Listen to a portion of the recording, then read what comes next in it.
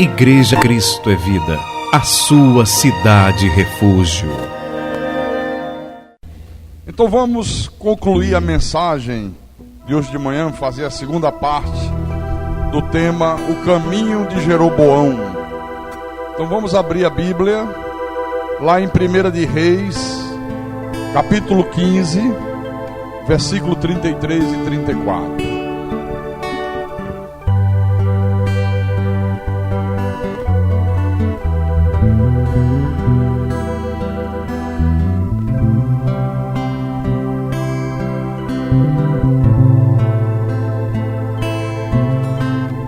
Todos acharam? Então acompanhe, por favor, a leitura do texto santo, que diz assim: No ano terceiro de Asa, rei de Judá, Baasa, filho de Aías, começou a reinar sobre todo Israel em Tisa, e reinou 24 anos. Fez o que era mal perante o Senhor, e andou no caminho de Jeroboão e no seu pecado, o qual fizera Israel cometer.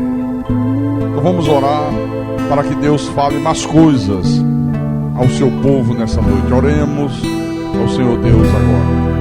O homem que ouve a palavra de Deus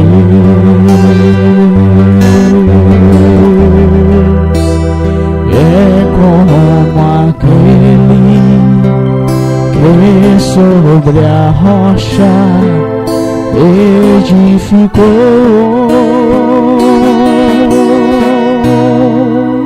Caíram as chuvas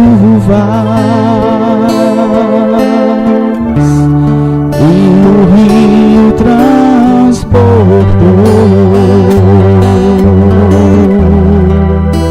soprou o vento, enfureceu,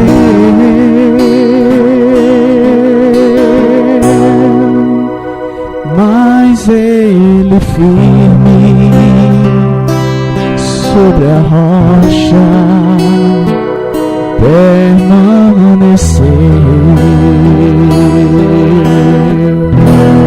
Mas aquele que ouviu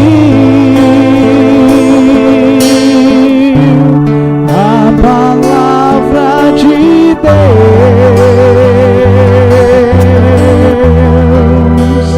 mas não viveu, sobre a areia construiu e sua vida destruiu.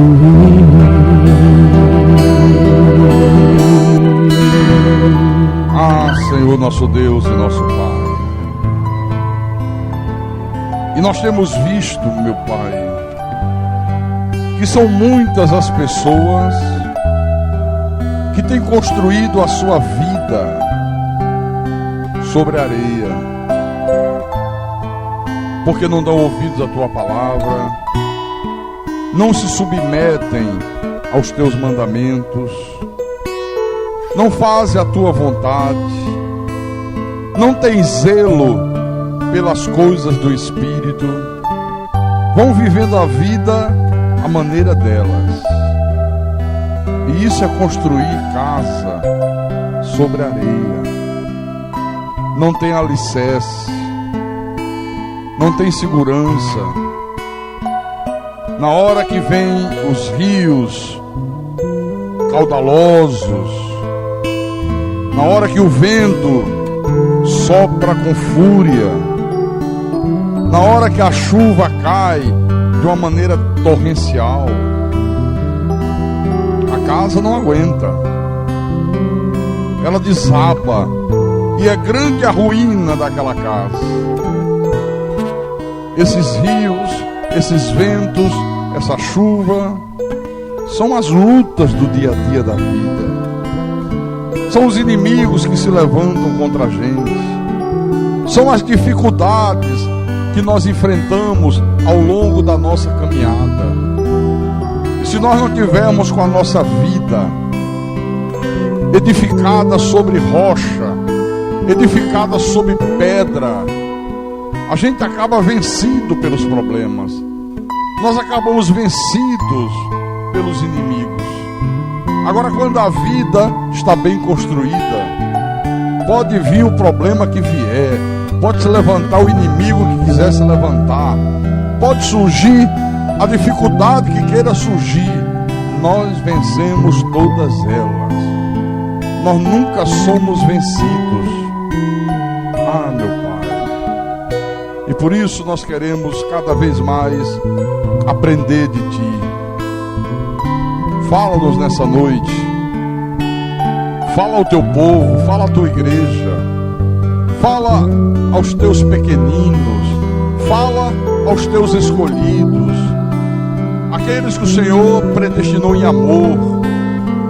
Aqueles cujos nomes estão arrolados nos céus, estão escritos no livro da vida do Cordeiro, desde antes da fundação do mundo. Usa-me como teu servo, como teu pastor.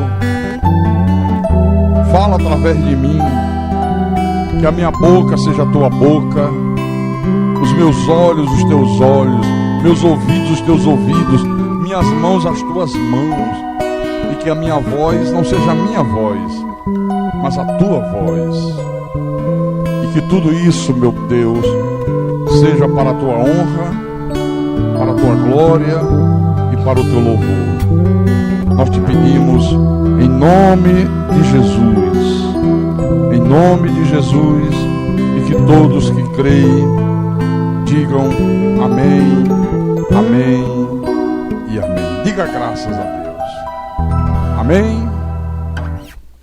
Então, meus irmãos amados, minhas irmãs em Cristo, nós vimos aqui hoje pela manhã que quando nós lemos esse versículo 34 e vemos que o rei fez o que era mal perante Deus e andou no caminho de Jeroboão e no seu pecado, que a gente precisa entender que caminho de Jeroboão é esse, que pecado é esse, que caminho é esse que nós não podemos incorrer no erro de andar nesse mesmo caminho. Que pecado esse indivíduo aqui praticou, que nós temos que ter todo cuidado para não praticar.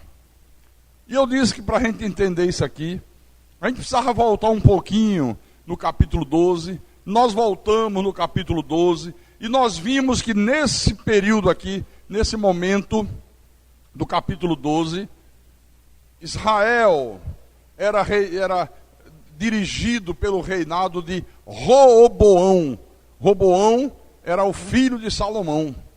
Só que Roboão estava sendo um rei mau, agia de uma forma ditatorial, colocava um fardo pesado no povo, impostos escochantes, sabe?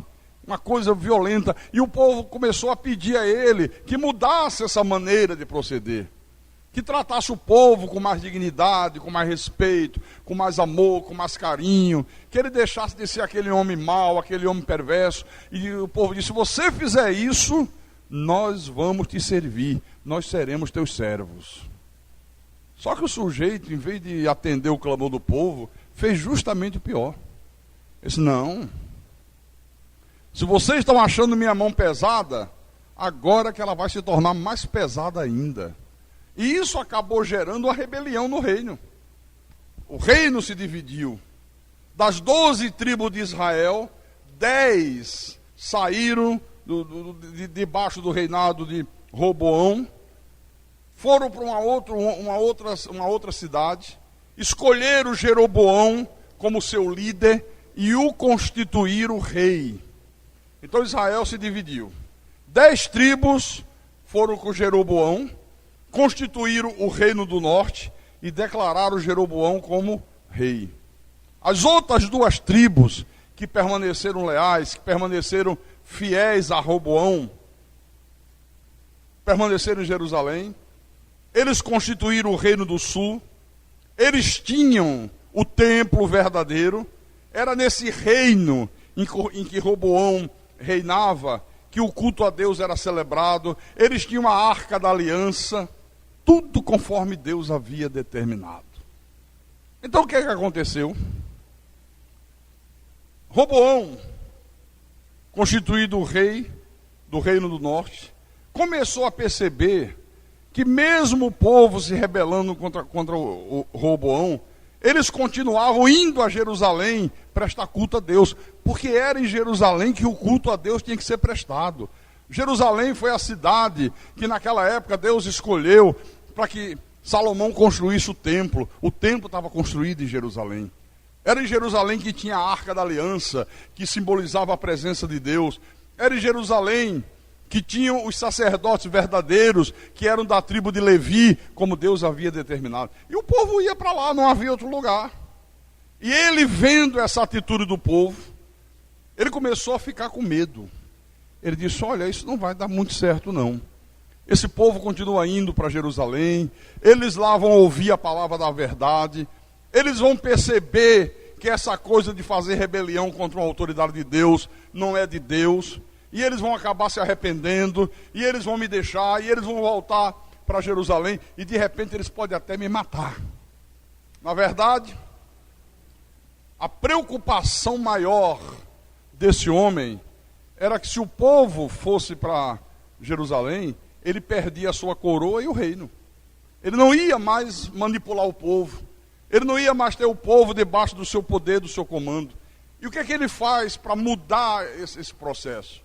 Ele idealiza uma maneira de impedir o povo de ir a Jerusalém. Ele fabrica 2 bezerros de ouro, ele constrói 2 templos, um na cidade de Dan, um na cidade de Betel. Ele levanta sacerdotes, coisa que ele não podia fazer. Ele levanta de todas as tribos e ele diz para o povo assim, não há necessidade mais de vocês irem a Jerusalém.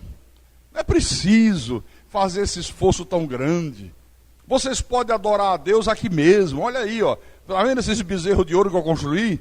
Esses bezerros, ele simboliza o Deus que libertou vocês da escravidão do Egito. Então adore aqui mesmo. Não precisa ir para lá. E o povo deu ouvidos a esse cara. Quando você vê um pastor muito preocupado em impedir que as pessoas ouçam outro pastor, leia livro de outro pastor, visite alguma igreja, olha, você pode ver que esse cara não conhece verdade, não prega verdade, e ele faz de tudo para que as pessoas só ouçam o que ele fala. Aliás, a maioria dos pastores são assim. Eles cercam por tudo quanto é lado, sabe? Para não deixar ir, não pode ir, se for tá traindo a igreja, porque você nasceu aqui, porque não sei o quê. Eles fazem isso de uma maneira tremenda, porque eles têm medo que as pessoas vão a algum lugar, ouçam a verdade e descubram que estão crendo numa mentira. Então, o pecado de Jeroboão foi ele usar a religião para atender às suas conveniências, para manipular o povo, para manter o povo debaixo do seu controle. Ele criou uma falsa religião. Você já ouviu pessoas que dizem assim, poxa, você mora como o irmão Daniel, mora em Maracanaú. Quantas vezes ele já ouviu pessoas dizer assim, mas pera lá, não há necessidade de você ir para Fortaleza. Você vai para Fortaleza, assistir culto lá na Cristo é Vida. Tem tantas igrejas aqui. Olha, tem ali igreja que tem sal ungido, a outra tem corrente. Olha, tem um monte de bezerro de ouro, isso representa Deus. Tem rosa ungida, tem jejum, tem culto para quebrar maldição, tem culto para buscar o Espírito Santo. Por que você vai lá? Pode ser aqui mesmo, pode ser dessa forma, pode ser dessa maneira. E ele muitas das vezes já me disse isso, que ele diz, mas aqui não tem a palavra da verdade. Aqui não é pregado a verdade, eu preciso ouvir a verdade. Então ele idealiza uma falsa religião, porque ele percebeu que se o povo que estava debaixo do seu reino fosse para o lugar certo, ouvir a palavra certa, sem dúvida nenhuma que ele perderia o controle sobre o povo e, por consequência, ia perder o reino, ia perder a coroa, ia deixar de ser rei. Então eu disse aqui no culto da manhã que Jeroboão é uma ilustração bíblica absolutamente perfeita de milhões e milhões de pessoas que há neste mundo, tanto dentro da igreja como fora da igreja. Gente que diz que crê em Deus, gente que diz que quer ser abençoado por Deus, que querem ser salvas, mas que só buscam a Deus, só se lembram de Deus na hora dos problemas, na hora das aflições da vida, na hora das dificuldades. Olha, meu irmão, a pessoa buscar a Deus só quando precisa de Deus, a pessoa querer obedecer a Deus só com a finalidade de satisfazer os seus desejos egoístas, é o maior insulto que se pode fazer ao Deus de toda graça. Esse é o maior insulto que se pode fazer. Basta você imaginar o seguinte: imagine uma pessoa que diz que gosta de você, ela aparenta ter uma consideração tremenda por você, ela diz que você é a pessoa que ela mais confia. Olha, eu confio em você até debaixo d'água. E de repente, você descobre que tudo isso que essa pessoa fazia, tudo isso que ela dizia, tudo isso que essa pessoa aparentava ser, era uma grande falsidade. Você descobre que ela estava apenas usando você para alcançar os seus próprios interesses, para satisfazer alguma coisa que ela tinha em vista. Você fica decepcionado, não fica? Diz, puxa vida, não me amava coisa nenhuma, não tinha consideração nenhuma por mim, estava fazendo isso fingindo para levar vantagem. Alguma coisa ela viu em você que ela necessitava e ela tentou usar você de uma maneira hipócrita, de uma maneira falsa. Eu quero dizer para você nessa noite que a igreja e o mundo de uma maneira geral está assim, de gente que procede dessa maneira. Gente que diz crer em Deus, gente que diz que crê na Bíblia, mas que nunca aceita a verdade de Deus quando a verdade lhe é proferida. Ela crê em Deus, ela crê na Bíblia, desde que ela não ouça verdade nenhuma. Elas aceitam apenas aquilo que lhes agrada, mas ela rejeita todo e qualquer ensinamento da Bíblia que as condena. Aquilo que diz na palavra que elas têm que viver uma vida santa, que se ela é de Deus, ela tem que viver uma vida de santidade, ela tem que ser santa em todo o seu procedimento, senão ela não é de Deus. Isso elas repudiam, elas querem distância desse tipo de ensinamento. Elas gostam de dizer que Deus é amor, não, porque Deus é amor, e elas imaginam que o fato de Deus ser amor é a prova de que Deus vai aceitá-las, mesmo elas vivendo uma vida contrária a Deus. Você já viu esse tipo de gente? Irmão, não pode ser assim. Irmão, não pode ser assim. Não, Deus é amor. Olha, quem age dessa maneira não é de Deus, vai para o inferno. Não, que inferno que nada. Deus é amor, Deus é amor, Deus é amor. Então, é gente que quer a igreja, mas quer a igreja apenas como um enfeite, apenas como uma coisa, como um bibelô que ela pendura na parede da sala e nunca chega perto, nunca olha mais para aquele enfeite. Elas querem a igreja dessa maneira. Um enfeite onde elas nunca precisam ir lá. Nunca precisam ter que estar na igreja. Elas querem Deus, mas somente nas horas que são convenientes para elas. Elas querem Deus, mas somente na hora das aflições, na hora que tem uma doença, na hora que enfrenta uma crise financeira, na hora que tem um problema no casamento, na hora que está enfrentando uma aflição na família. Veja a sociedade lá fora. Eles não vão à igreja, não querem saber de igreja, mas quando nasce um filho, o que é que o cara faz? Quer batizar, né? Ele não quer levar para batizar? É ou não é? Ele só vai à igreja no dia que ele se casa, ou se tem a morte de um ente querido, aí ele quer ir a um templo, ele quer ir a algum lugar chamado religião. Isso é a sociedade lá fora. Mas na igreja de Jesus é a mesma coisa.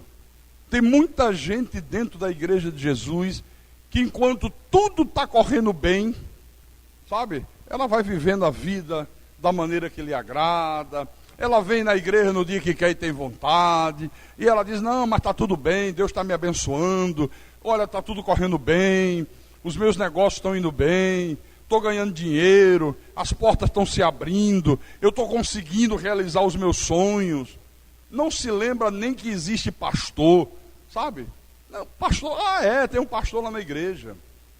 Mas aí, no dia que vem a dor, no dia que o mal se instala na vida daquela pessoa, aí ela fica desesperada, ela começa a vir em todos os cultos da igreja, ela cobra a visita do pastor em casa, quer que o pastor vá lá, quer que o pastor ore, quer que o pastor dê uma palavra de conforto. Olha, irmãos, veja se não foi a mesma coisa que aconteceu com esse sujeito aqui, Jeroboão. Capítulo 14. Capítulo 14, versículo 1 em diante. Naquele tempo, adoeceu Abias, filho de Jeroboão. Aí ele disse à mulher dele: olha, dispõe-te agora e disfarça-te, para que não conheça o que és mulher de Jeroboão, e vai a Siló. Eis que lá está o profeta Aías, o qual a meu respeito disse que eu seria rei sobre esse povo. Leva contigo 10 pães, bolos, uma botija de mel, e vai ter com ele. Ele te dirá o que há de suceder a este menino. A mulher de Jeroboão assim o fez. Levantou-se, foi a Siló, entrou na casa de Aías. Aías já não podia ver, porque os seus olhos já tinham se escurecido por causa da sua velhice. Olha que coisa interessante, né? Enquanto tudo estava correndo bem, ele não queria saber de ir a Jerusalém, ele nem se lembrava que havia profetas verdadeiros. Ele não se lembrava nem de dar uma oferta para Deus. Ele ficava lá, mandando o povo adorar os bezerros de ouro, indo a Dan, indo a Betel. Ele dava ouvidos aos falsos profetas que ele mesmo havia constituído. Olha, e é assim com muita gente. É assim que acontece com muita gente nos dias em que nós estamos vivendo. Então, enquanto a vida da pessoa está tranquila, sem problemas, tudo está dando certo, está chovendo na sua horta, então aquele modo de vida que ela está vivendo parece ser perfeito. Ela diz: não tem problema, a maneira que eu estou vivendo está certo. Tanto é que Deus está me abençoando. Olha como Deus está me abençoando. Eu estou tendo prosperidade, eu estou conseguindo sucesso, eu estou conseguindo vitórias, as portas estão se abrindo para mim. Aí ela fica se iludindo. Normalmente é assim que acontece. Olha, irmão, tem muita gente que precisa deixar de ficar se iludindo a si mesma. Gente que colocou bezerros de ouro no lugar de Deus. Tem que ter muito cuidado. Olha, eu quero dizer para você, faça um exame. Veja se você não incorreu nesse erro aqui, ó, de colocar bezerros de ouro no lugar de Deus. Muito cuidado. Por exemplo, outro dia lá em Recife, o irmão falou assim para mim: pastor, o senhor deve já ter percebido que a maioria dos domingos eu não venho à noite. Mas olha, pastor, fica tranquilo, como se eu fosse Deus, hein? Fica tranquilo, porque eu não venho não, mas eu pego um CD do irmão, boto no rádio e fico ouvindo a pregação inteira. Quer dizer, o cara acha que não via a igreja, mas pegar um CD de uma pregação e ouvir em casa, substitui o culto. Quer dizer, está colocando um bezerro de ouro no lugar de Deus. E muitas outras coisas que a gente pode fazer, né, dessa forma aqui.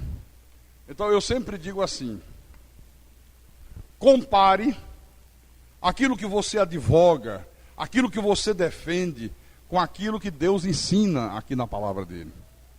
Que às vezes você advoga determinados pontos de vista, determinadas causas, mas é preciso comparar com aquilo que Deus diz. Será que o que eu estou advogando, será que os meus pensamentos estão de acordo com aquilo que Deus fala? Procure fazer um contraste, uma comparação entre a vida que você está levando com a vida que Deus determina na sua palavra para você levar. A vida que você está vivendo, ela está de acordo com a vida que Deus quer que você viva. Tem que comparar isso aqui na Bíblia. Segura um pouco aí. Vamos abrir em 1 de Pedro, para a gente recapitular isso aqui. 1 de Pedro, capítulo 1. 1 de Pedro, capítulo 1, versículo 14 em diante. Todos os irmãos acharam? Então eu vou ler, tá? Então o Espírito Santo fala assim com a igreja: como filhos da obediência, não vos amoldeis às paixões que vocês tinham anteriormente na vossa ignorância. Pelo contrário, ele diz: segundo é santo aquele que vos chamou, tornai-vos santos também vós mesmos em todo o vosso procedimento, porque escrito está: sede santo, porque eu sou santo. Ele disse uma vez que agora vocês são filhos da obediência, vocês são filhos de Deus, vocês são nascidos de novo, vocês são renascidos da semente corruptível. Então ele diz: vocês não podem mais se amoldar às paixões, aos procedimentos errados que vocês tinham anteriormente, quando vocês viviam na ignorância, quando vocês não tinham conhecimento da palavra. Sejam santos em todo o procedimento de vocês.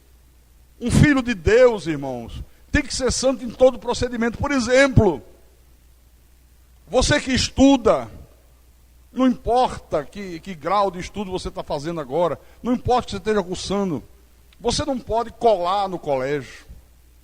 Não estuda, aí chega na hora da prova, fica de lado do que estudou para colar o que o outro sabe. Um filho de Deus não pode fazer isso, irmão. Um filho de Deus legítimo, verdadeiro, ele não mente. Olha o que eu vejo de gente que mente. O cara fala coisa que está na cara que é mentira. Sabe, cada desculpa que você vê que é uma mentira.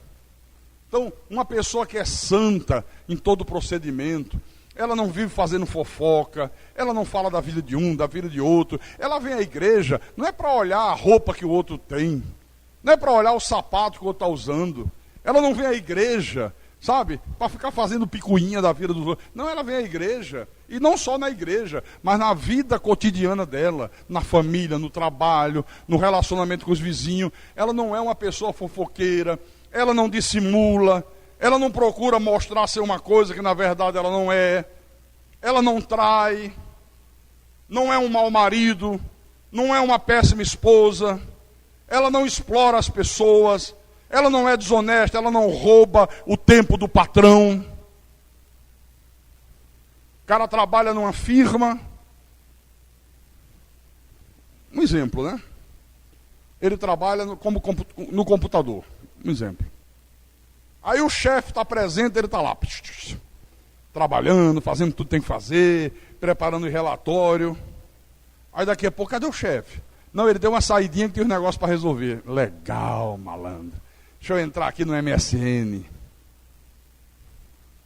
Aí fica, bate papo com um, bate papo com outro. Deixa eu ir para o Orkut, mandar umas mensagens para meus amigos. Isso é desonesto. O teu patrão paga você para você trabalhar 8 horas para ele. Então é para trabalhar 8 horas. Não é para trabalhar 7h30, não é para trabalhar 7 horas, 6 horas. Isso é desonestidade. Uma pessoa de Deus não faz isso. Santo em todo o vosso procedimento. Diga glória a Deus. Não explora os empregados. Você que é patrão. A pessoa de Deus não pode explorar os outros, querido. Às vezes a pessoa está na igreja, é de Deus, tal. Aí bota uma pessoa para ajudar em casa. Quando ela trabalha, qual é o meu horário de trabalho? O seu horário de trabalho são 8 horas por dia. Você vai trabalhar de 8 às 5 da tarde, que você tem 1 hora de almoço. Então, esse é o seu expediente. Ela cumpre. Mas quando ela bota alguém para trabalhar na casa dela, começa às 6 horas da manhã e só acaba o expediente meia-noite quando ela vai dormir. Ou estou falando alguma bobagem? Quer dizer que o outro é escravo. O que trabalha para você é o escravo, você não. Você quer tudo certinho. Não, eu quero tudo dentro da lei, tudo dentro da legislação trabalhista, mas para o outro não. Uma pessoa assim não é santa em todo o seu procedimento. Aqui, ó, volte um pouco atrás, Filipenses capítulo 4, versículo 8, o apóstolo Paulo diz assim à igreja: finalmente, irmãos, tudo que é verdadeiro, tudo que é respeitável, tudo que é justo, tudo que é puro, tudo que é amável, tudo que é de boa fama, se alguma virtude há, e se algum louvor existe naquela coisa, seja isto que ocupe o vosso pensamento. Quer ver uma coisa? As novelas não passam nesse teste aqui. O que a novela tem de puro? O que a novela tem de justo? O que a novela tem de bom? Nada. As letras da maioria das músicas que tocam nas rádios não passam nesse teste aqui. Letras indecentes, letras imorais, músicas que fazem apologia à bebida, às drogas, faz apologia ao sexo ilícito, ao adultério, à prostituição. Então não pode ficar ouvindo. A maioria das coisas que tem na internet também não passa nesse testezinho aqui não. Ó. Não convém. Por isso que eu já disse aqui, eu não tenho mais Orkut, eu só tenho MSN, e eu só uso o meu MSN quando é para falar com alguém aqui da igreja ou quando é para falar com alguém na minha casa. Antes eu pensava que aquilo ali era um instrumento que eu podia usar para evangelizar as pessoas. Puxa vida, eu posso conversar com pessoas de todas as igrejas. Olha, eu posso mandar mensagem, posso evangelizar. Isso é um instrumento poderoso. Aí eu descobri que 99,9999% das pessoas que estão no Orkut, que estão no MSN, e eu estou falando de pessoas que são das igrejas, não estão ali querendo nada com Deus, elas estão ali com outros propósitos. É homem atrás de mulher, mulher atrás de homem, é fofoca para aqui, é fofoca para lá, e na hora que você chega e quer falar da verdade de Deus, ele diz assim: pastor, não enche o saco, isso aqui não é lugar para isso não, isso é na igreja. Eu estou falando por experiência própria. Por experiência própria.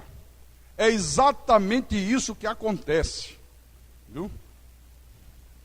O que uma moça, um rapaz fica numa internet, no MSN, até 4 horas da manhã? O que ele está fazendo de bom ali? Hein? Você acha que ele está ali crescendo na graça e no conhecimento de Jesus? Nunca. É só patifaria. Aí eu digo: chega, meu Deus do céu, que decepção. Isso não é instrumento de nada, isso é instrumento do diabo, isso não serve para nada, não serve para isso. Tudo aqui, ó. Vamos ler outra vez. Tudo que é verdadeiro, tudo que é respeitável, tudo que é justo, tudo que é puro, tudo que é amável, tudo que é de boa fama, se alguma virtude há, e se algum louvor existe, seja isso que ocupe o vosso pensamento. A maioria das conversas que as pessoas têm com outras pessoas no dia a dia da vida também não passa nesse teste aqui.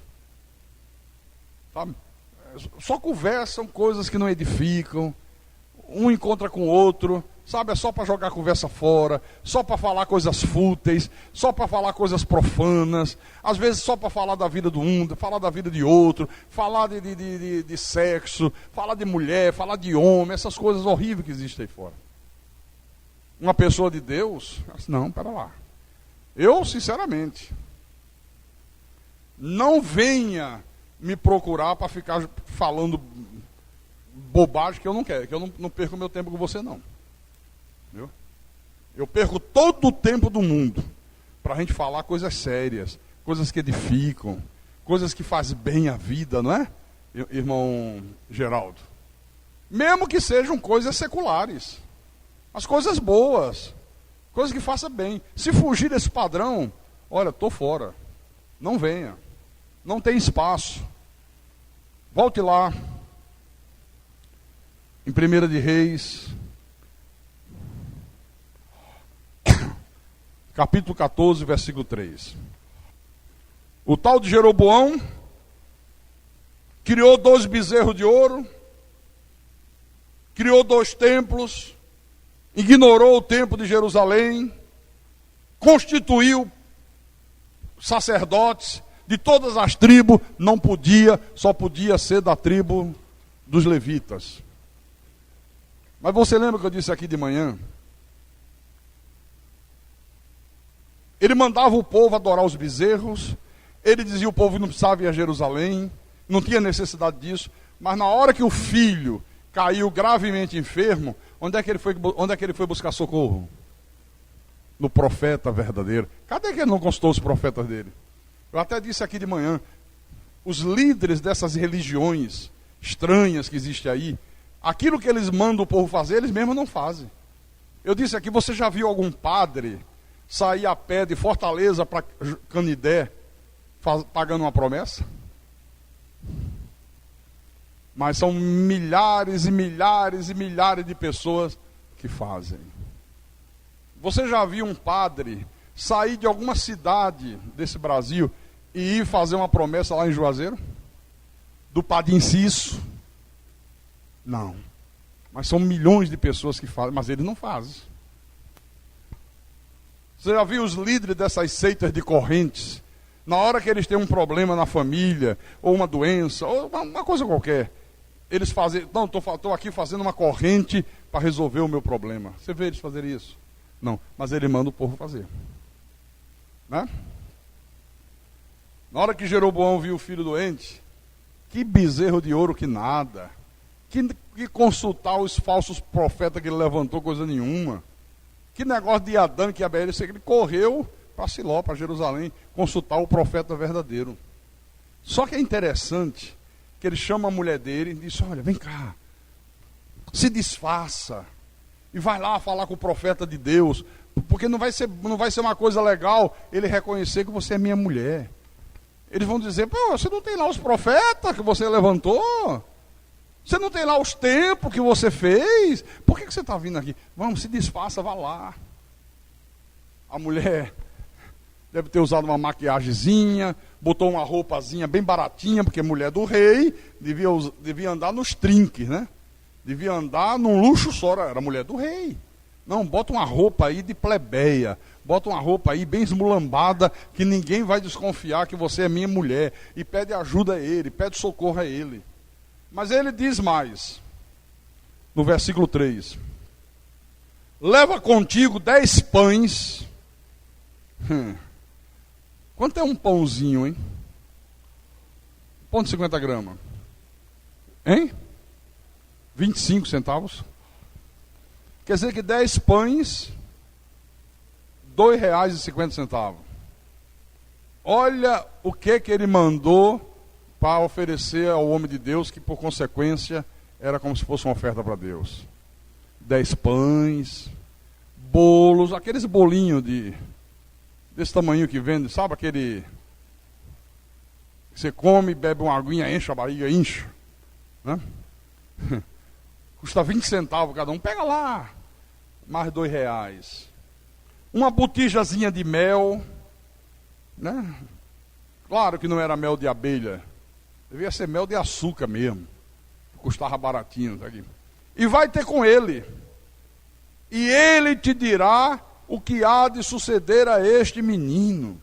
Eu fico pasmo, irmão, como é que as pessoas pensam que elas podem fazer pouco caso de Deus, que elas podem continuar vivendo as suas vidas como lhe convém, e não conforme Deus determina, mas aí no momento da crise, no momento da dor, a pessoa se veste de um semblante de espiritualidade, ela coloca aquela máscara de cristão, derrama lágrimas hipócritas, e leva um pequeno presente para Deus, e pede ajuda de Deus. Como que as pessoas fazem isso aqui? E o que eu acho mais terrível é que elas acreditam que realmente vai funcionar, que Deus vai atender, Elas imaginam que pode enganar Deus. Elas imaginam que pode comprar Deus. Não. A minha vida não está de acordo com Deus. Eu estou vivendo a vida o Deus dará. Eu faço o que eu quero. A igreja eu vou de vez em quando. Eu não dou a mínima para o pastor. Nem converso com ele. Peraí, mas agora tem uma necessidade. Peraí, deixa eu aparecer na igreja. Deixa eu chegar lá com aparência de cristão. Graça e paz, irmãos, abençoados, pedras que vivem. Aí canto o hino, ela está cheia de problemas, né? O cacete está comendo solto, aí chora, porque está toda cheia de angústia. Não está chorando ali porque foi tocada por Deus, porque foi sensibilizada pela palavra. Não, ela está chorando porque uma pessoa angustiada chora com tudo. Aí derrama aquelas lágrimas de crocodilo. Aí separam qualquer 50 mil réis, bota no envelope, dá de oferta e diz, agora a coisa vai. Deus agora vai me atender. Deus vai me tirar desse sufoco. E fica acreditando que vai mesmo. Ela pensa que vai. Tinha um irmão na nossa igreja. Aí ele começou a relaxar com a vida espiritual. No início não faltava um culto. Era o primeiro que chegava na igreja. Quarta-feira à noite o irmão estava na igreja. Domingo de manhã estava na igreja. Domingo à noite estava na igreja. Sabe? Era um exemplo para a igreja. Mas tem gente que finge. E quando a pessoa está fingindo, você pode fingir um tempo, 2 tempos, mas não todo o tempo. Chega uma hora que você não aguenta mais continuar fingindo. Porque não é a sua índole aquilo ali. Aquilo ali não é você. Aquilo ali é um teatro, é um personagem. Aí pronto, mudou da água para o vinho. Quarta-feira à noite já não vinha. Domingo de manhã, vinha de vez em quando e ainda reclamava. O pastor demora muito. Culto é muito demorado, não precisava ser tão longo. Bastava 1 hora de culto, era suficiente. Uma vez chegou até a chamar alguns ministros da igreja, uns diáconos, e dizer assim, vocês deviam fazer uma greve. Vocês deviam fazer uma greve, exigir que o culto seja só 1 hora, 2 horas, 2 horas e meia é demais. Bom, eu só sabia das histórias. Um dia ele cai doente. Aí eu soube a notícia que estava internado no hospital. Muito mal. E continua mal até hoje. Aí quando é um dia eu estou fazendo culto na igreja, e lá vem aquela pessoa entrando, parecia um zumbi. Assim mesmo. Eu digo, um morto-vivo. Aí o genro dele disse para mim, pastor, olha, ele está praticamente desenganado dos médicos. Aí ele hoje disse, já que eu estou desenganado, eu vou para a igreja. Mas não pode, eu vou porque eu tenho fé. Nem que eu morra na igreja, mas eu... E saiu do hospital e veio. Como é que as pessoas têm, né? Uns arroubos de fé na hora que o bicho pega. E veio. Naquele mesmo domingo, a gente estava fazendo uma reforma na igreja. Aí ele ouviu quando eu falei no culto. Aí já disse, olha, eu vou dar tantos sacos de cimento, eu vou dar as pedras para colocar ali, para colocar acolá. E deu. Por quê? Porque o cara estava vendo a coisa preta, queria ver se comprava Deus, queria ver se a coisa funcionava, queria ver se Deus o curava, se Deus o livrava daquele problema. Só que Deus não responde a esse tipo de atitude hipócrita. E ele nunca ficou bom. Até hoje, vive fazendo hemodiálise 3 vezes por semana. É só uma questão de tempo para morrer. Porque quando chega nesse ponto, que os 2 rins já não funcionam praticamente nada, imagine 3 vezes na semana, o cara tem que ir para o hospital, ficar lá não sei quantas horas, filtrando o sangue numa máquina, e se não fizer aquilo ali, morre rápido, e mesmo fazendo, o tempo de vida é curto. Se eu fosse contar para você outros exemplos, né? Bom, mas vamos aqui, versículo 4. A mulher de Jeroboão assim o fez. Levantou-se, foi a Siló e entrou na casa de Aías. Aías já não podia ver, porque os seus olhos já tinham escurecido por causa da sua velhice. Quer dizer, não precisava nem ela ir disfarçada. O profeta estava cego. E tem gente que acha que Deus é assim. Que Deus não vê todas as coisas, mas Deus vê, querido. Deus vê tudo. Porém, o Senhor disse a Aías: olha, a mulher de Jeroboão vem se consultar contigo sobre o filho dela, que está doente. Assim e assim lhe falarás, porque ao entrar, ela vai fingir ser outra pessoa. Ela vai procurar enganar você. Deus já tinha falado ao coração do profeta. Ouvindo Aías o ruído de seus pés, quando ela entrava pela porta, disse: entra, mulher de Jeroboão. Por que finges assim? Por que você está fingindo ser outra? Sabe? É Deus falando: por que você está fingindo ser espiritual? Por que você está fingindo que me ama? Por que você está fingindo que crê na minha palavra? Por que você está fingindo que me obedece, se você não obedece? Pois estou encarregado de te dizer duras novas. Eu tenho coisas para te dizer, mas são coisas duras, muito duras. Aqui no versículo 10.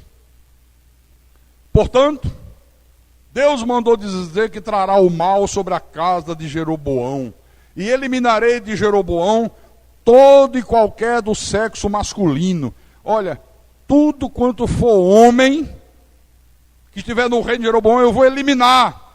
For da família de Jeroboão, eu vou matar. Tanto escravo como livre. E lançarei fora os descendentes da casa de Jeroboão, como se lança fora o esterco. Você sabe o que é esterco? Cocô de galinha, cocô de gado, de vaca, esterco. Deus, olha, eu vou lançar fora, como se lança fora esterco. Até que, de todo, ela se acabe. Até que toda a descendência de Jeroboão tenha fim. Versículo 11. Quem morrer a Jeroboão na cidade, os cães o comerão. E o que morrer no campo aberto, as aves do céu o comerão, porque o Senhor o disse. Deus disse: olha, nem um enterro digno eles vão ter. Se morrer na cidade, os cães vão lá e vão devorar as carnes. Se morrer no campo, está aqui, ó, os urubus vão lá e vão comer. Não vai ter direito nem a um enterro digno. Versículo 12. Tu, pois, dispõe-te e vai para a tua casa. Quando puseres os pés na cidade, o menino vai morrer. Pensou que ia chegar lá e o profeta: não. Ah, você trouxe pães. Trouxe 10 pãezinhos, comprado ali na padaria da Pedro Pereira. Ah, mas tem mais. Eu fui ali na Praça da Lagoinha e tinha uns bolinhos lá sendo vendidos, 10 centavos cada bolinho, sabe? Eu trouxe logo 10 para Deus. E tinha um cara vendendo ali mel, aquele mel de cana de açúcar, né, que é o mais barato que tem. Eu comprei uma botijinha, trouxe para ti. Olha, eu tenho certeza que o Senhor vai me abençoar, vai dizer que Deus vai curar o meu filho, vai dizer que tudo vai mudar, Deus não vai nem se lembrar que eu sou mulher de Jeroboão, que eu passei tanto tempo dando ouvido aos bezerros de ouro, fazendo parte de um culto falso, dando ouvido a falsos pastores, a falsos profetas. Deus vai ser legal comigo, Deus é amor. Deus disse: tenho duras notícias para dar para você. Deus está irado. E Deus vai exterminar toda a descendência de Jeroboão. E quando você colocar os pés de volta na tua cidade, o teu filho que está lá enfermo, pá, vai morrer. Esse profeta aqui simboliza Deus. E no entanto você vê que Jeroboão pensa que podia enganar o profeta. Bastava um pouco de maquiagem, bastava a mulher dele colocar uma roupazinha velha, surrada, e o profeta não ia nem perceber que era a mulher dele. Tem gente que pensa de fazer a mesma coisa com Deus. Acha que pode enganar Deus. Basta colocar um semblantezinho de santidade. Basta cantar um hino de louvor a Deus na igreja. Basta derramar umas lágrimas de crocodilo. Basta pegar uma oferta e dar para Deus. Olha, aí no final, quebra a cara. Quebra a cara, se arrebenta todo. Porque aqui no livro de Gálatas, capítulo 6, versículo 7, o Espírito Santo diz: não vos enganeis, de Deus não se zomba, pois aquilo que o homem semear, isso também ceifará. Olha, essa é a regra, irmão. De Deus não se zomba. Não se engane, não se iluda. Não dá para torcer o nariz para Deus. Essa expressão aqui no grego, de Deus não se zomba, para Deus não se torce o nariz. Mais ou menos assim. A pessoa chega para você e diz, um exemplo, né? O pastor falou para não passar ali não, que pode cair que está molhado. Deixa comigo. Eu me garanto.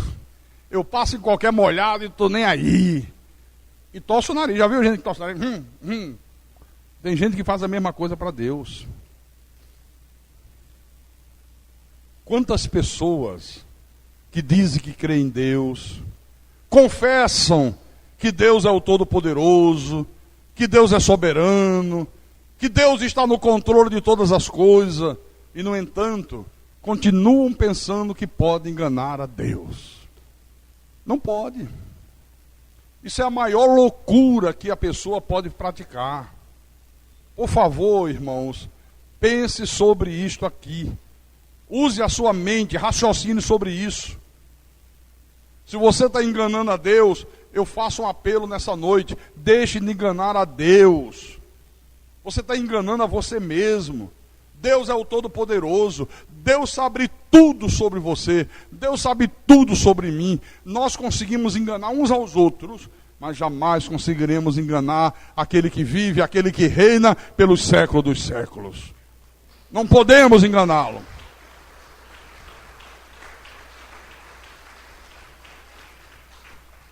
Então, nós não podemos enganar Deus, nós não podemos pegar a Bíblia e ficar escolhendo o que é que eu devo obedecer, o que é que eu não devo obedecer. Ou a gente obedece tudo, ou a gente não obedece nada. E aí seremos como Jeroboão. Pronto. A escolha é sua. Olha, se você acha que pode continuar vivendo a tua vida enganando a Deus, vai chegar um dia que você vai acordar e você vai ter a maior surpresa do mundo. Qual é a surpresa, pastor? Você vai descobrir que a única pessoa que você enganou foi a você mesmo.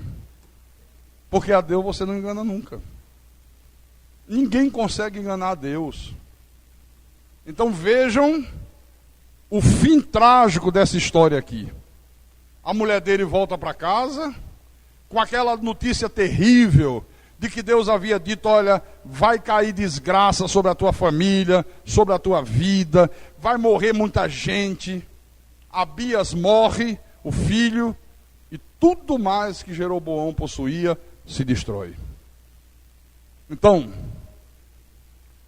se você se der conta agora, que de uma maneira ou de outra, você vem tentando enganar a Deus, e se você nesse momento, com toda a sinceridade do teu coração, confessar isso para Deus, mudar a tua maneira de ser, mudar a tua maneira de proceder, olha, irmãos, a graça e a misericórdia de Deus vão se derramar sobre a tua vida de uma forma maravilhosa em nome de Jesus. Mas você tem que reconhecer, Senhor, eu quero confessar ao Senhor nessa noite, eu tenho tentado enganar o Senhor. Eu posso vir ao culto, não venho. Aí fico dando desculpa esfarrapada. Até falo para o pastor, não deu por isso, não deu por aquilo, mas dava. Eu podia ter vindo, bastava eu ter querido. Foi uma questão de querer. Eu não quis vir. Eu não vou mais agir assim. Eu não vou mais proceder dessa maneira. Eu não vou mais ter atitudes erradas. Eu sei que, mesmo que ninguém veja, mas o Senhor está vendo. Não adianta eu fazer escondido, porque os teus olhos prescrutam toda a terra. Nada passa, né? A revelia de Deus. Deus vê todas as coisas. E eu quero, Senhor, nessa noite dizer para o Senhor: eu quero mudar a minha maneira de ser. Eu não quero mais enganar o Senhor. Eu quero ser verdadeiro, eu quero ser leal, sabe? Eu quero fazer aquilo que o Senhor manda. Eu quero te servir de uma maneira correta. Se você fizer isso, a graça e a misericórdia de Deus vão ser derramadas na tua vida em nome de Jesus. Agora, se você não fizer, olha o exemplo aqui de Jeroboão. É desgraça e é tragédia, querido. Mais cedo ou mais tarde. Com Deus não se zomba, de Deus não se brinca. E para a gente terminar, na Epístola de Paulo a Tito, capítulo 2, versículo 11 em diante. O apóstolo Paulo diz: porquanto a graça de Deus se manifestou salvadora a todos os homens. Todos os homens que Deus predestinou para a salvação. Porque tem uns engraçadinhos que dizem: não, tá vendo aí? É todos os homens. Não é somente os predestinados, são todos. Bom, se for interpretar ao pé da letra, então coitada das mulheres. Porque aqui só fala de homem. Todos é um pronome, né? Educando-nos para que, renegadas a impiedade e as paixões mundanas, vivamos no presente século sensata, justa e piedosamente, aguardando a bendita esperança e a manifestação da glória do nosso grande Deus e Salvador, Cristo Jesus, o qual a si mesmo se deu por nós, a fim de remir-nos de toda iniquidade e purificar para si mesmo um povo exclusivamente seu, zeloso de boas obras. Aleluia! Deus nos remiu para que nós sejamos um povo exclusivamente dele. Mas qual é a característica desse povo? Um povo zeloso de boas obras. Somente assim o nome de Jesus é glorificado. Amém? Então, a decisão é sua. Ou você anda no caminho de Deus, ou você anda no caminho de Jeroboão e pratica o pecado que ele praticou. E as consequências serão de acordo com a decisão que você tomar. E quem tem ouvidos para ouvir, que ouça o que o Espírito falou à igreja nessa noite. Em nome de Jesus Cristo e para a glória do Deus Todo-Poderoso. E vamos ficar de pé agora. Fique de pé toda a igreja. Feche os teus olhos. Eleve o teu pensamento aos céus.